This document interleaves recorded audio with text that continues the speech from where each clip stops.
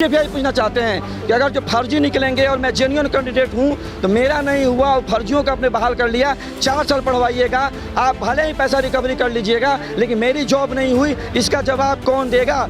इसलिए हम लोग कह रहे हैं कि आप बीटेड सीटेड एस्टेट के मार्क्स पे कीजिए, वो ऑन द स्पॉट बताता है कि आप जाली हैं या ओरिजिनल हैं।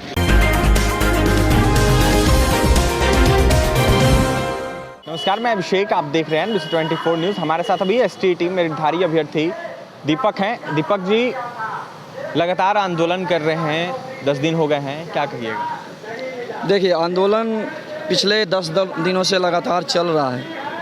हम सरकार से हाथ जोड़ करके रिक्वेस्ट कर रहे हैं बहुत ही विनम्रतापूर्वक कि हमें कोई आंदोलन करने का कोई शौक़ नहीं है और हम लोगों ने ये पढ़ाई PhD में किया हुआ हूँ, नेट क्वालिफाई हूँ, एस्टेट में सिर्फ क्वालिफाई नहीं है, अच्छा रैंक होल्डर हैं, सीटेड 5 बार क्वालिफाई हैं, बीएड मैंने 2014-15 सेशन में किया है और अपनी यूनिवर्सिटी का टॉप स्टूडेंट हूँ। लेकिन तब भी रोजगार नहीं ये चीज़ मुझे नहीं बताना चाहिए, अपना क्वालिफिकेशन बताने से बहुत कुछ चीज़ें नहीं होती, लेकिन मजबूर सरकार कर दी है कि सारा चीज़ हम बताएं।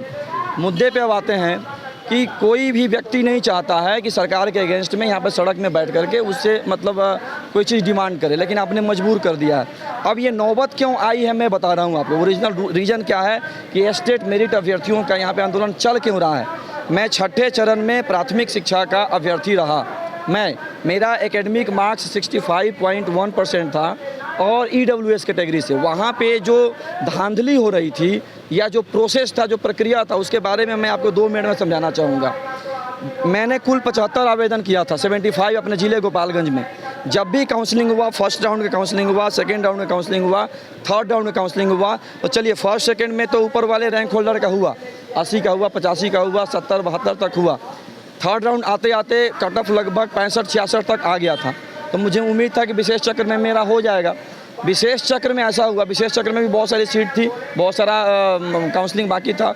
उसमें क्या हुआ, उसके पहले भी कुछ ऐसा हुआ कि मेरा 65% है, वहाँ पे लोग एकेडमिक मार्क्स को स्कैन करा करके, मैट्रिक, इंटर और बीएड का जो सर्टिफिकेट होता है वो स्कैन करा करके और 75-80% लाते थे।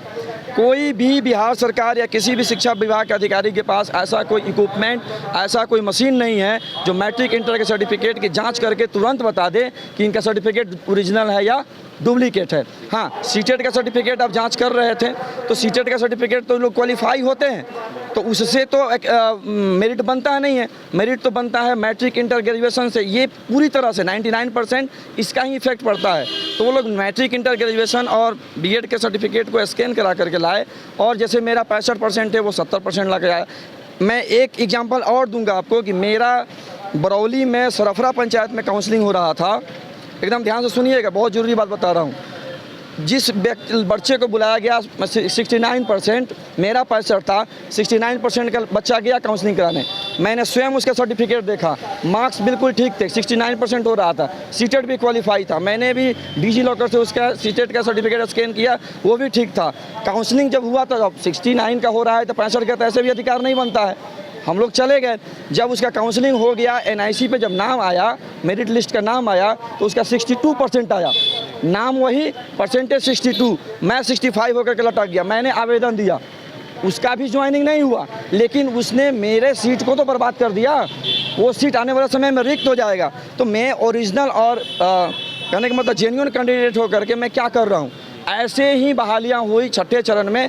इसीलिए मेन रीजन है कि हम लोग एकेडमिक का विरोध कर रहे हैं कि सरकार, आपके पास कोई तरीका नहीं है, धांधलियां होती है। हाँ, कोई आपके पास इक्विपमेंट नहीं है, कोई तकनीक नहीं है कि आप तुरंत सेंटर पे जहाँ काउंसलिंग होता है वहाँ मैट्रिक, इंटर के सर्टिफिकेट को जांच ठहराएं। मैं 1 मिनट आपका और लूँगा, उससे भी कम समय लूँगा कि आप जाँच करते हैं, आप साल भर अभी आपने कहा, विभाग ने कहा कि ज्वाइनिंग हम तब देंगे जब सर्टिफिकेट जाँच हो जाएगा।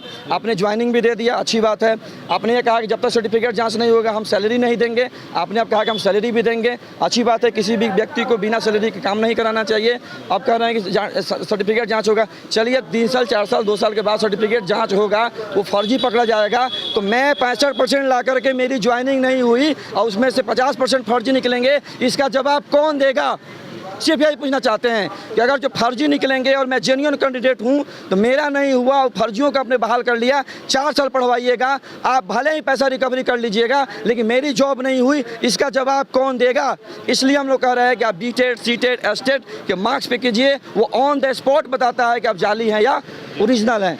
इसलिए हम लोग कहते हैं कि प्रतियोगिता को प्रमोट कीजिए, एकेडमिक का सिस्टम खत्म कीजिए। एकेडमिक एक बदनुमा दाग है बिहार के शिक्षा विभाग पर, इसलिए हम लोग चाहते हैं कि स्टेट के मार्क्स पे बहाली कीजिए, ये एकेडमिक सिस्टम हटाइए। बहुत ही बर्बाद कर चुका है ये एजुकेशन सिस्टम को, बिहार को, अब हम लोग नहीं होने देना चाहते हैं।